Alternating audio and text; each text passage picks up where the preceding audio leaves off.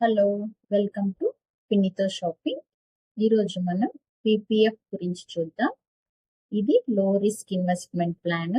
One of the low risk investment plan లో వస్తుంది. మనం ముందు ఫిక్స్డ్ డిపాజిట్ చూసాం, అది కూడా ఇంకో లో రిస్క్ ఇన్వెస్ట్మెంట్ ప్లాన్.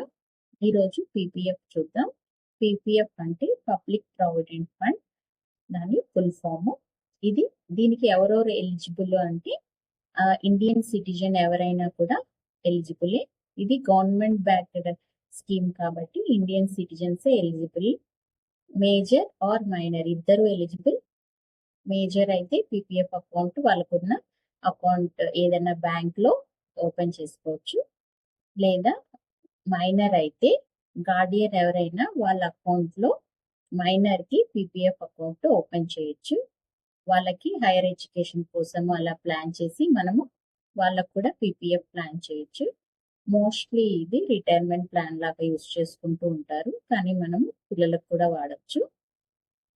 ఇది ఎక్కడ ఓపెన్ చేయొచ్చు అంటే మనము పీపీఎఫ్ అకౌంట్ పోస్ట్ ఆఫీస్ లో ఓపెన్ చేసుకోవచ్చు, లేదా పిఎన్బి బ్యాంక్ లో కూడా ఓపెన్ చేసుకోవచ్చు.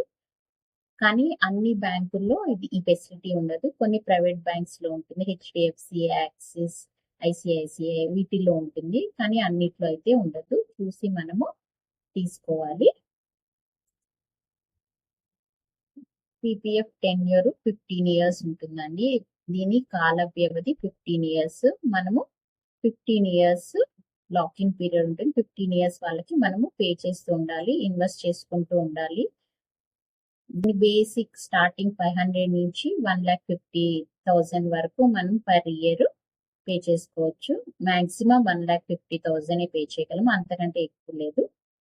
Starting minimum 500. మీరు మంత్లీ అన్నా పే చేసుకోవచ్చు, లేకపోతే అట్ ఏ టైమ్ లంసమ్ గా అయినా పే చేసేయచ్చు. ఆ ఇయర్ లోపల పే చేసుకుంటూ అలా 15 years లాకిన్ పీరియడ్ ఉంటుంది. 15 years మనము పే చేసుకోవాలి. మధ్యలో తీసుకోవాలి అంటే అలా కుదరదు. ఇది కంపల్సరీ 15 years ఉంచుకోవాలి.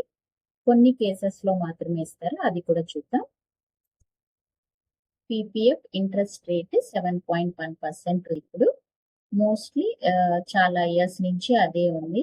మామూలుగా అయితే క్వార్టర్లీ రివ్యూ జరుగుతూ ఉంటుంది, కానీ కూడా 7.1% ఉంది.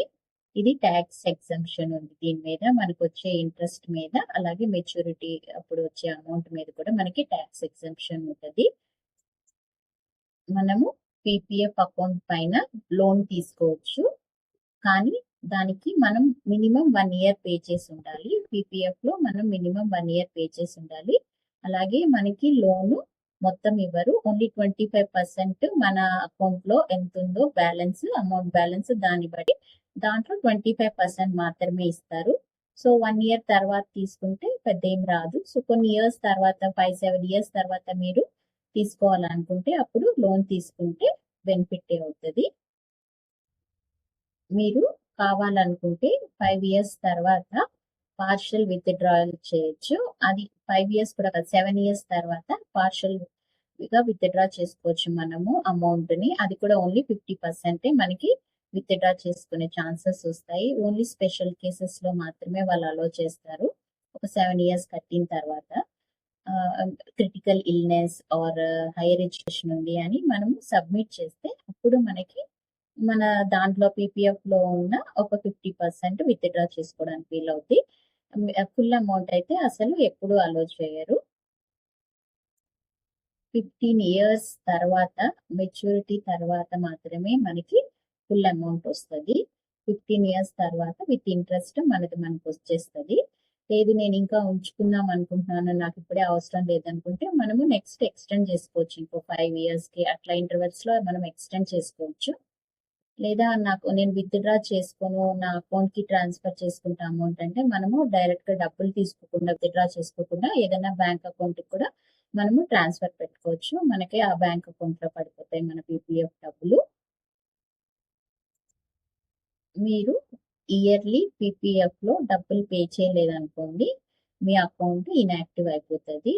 మళ్ళీ మీరు దాన్ని యాక్టివేట్ చేయాలంటే 50 rupees పెనాల్టీ కట్టి, ఎన్ని ఇయర్స్ అయితే మీరు డబ్బులు కట్టలేదు దానికి 500 rupees కూడా ఎక్స్ట్రా పే చేసి అప్పుడు మీరు మళ్ళీ మీ అకౌంట్ని యాక్టివ్ చేసుకోవాలి. సో మీరు మిస్ కాకుండా ఎవ్రీ ఇయర్ కడుతూనే ఉండండి. మీరు ఇప్పుడు సపోజ్ పర్ ఇయర్ 1,00,000కి కడదాం అనుకున్నారు అనుకోండి అని స్టార్ట్ చేశారు అనుకోండి, మీరు 1,00,000 కట్టలేకపోయినా కూడా మీకు వీలైనంత ఎంతో కొంత పే చేసుకుంటూ వస్తే మీది యాక్టివ్లోనే ఉంటుంది. పీపీఎఫ్ ఒక సెక్యూర్ ఆప్షనే. లో రిస్క్ ఇన్వెస్ట్మెంట్ ప్లాన్స్ కోసం చూసే వాళ్ళైతే పీపీఎఫ్ బెస్ట్ ఆప్షన్. మనం ముందు ఫిక్స్డ్ డిపాజిట్ చూసాము, మీరు ఆ వీడియో చూడకపోతే అది కూడా ఒకసారి చూడండి. ఇది పీపీఎఫ్, ఇది కూడా one of the low risk investment plan.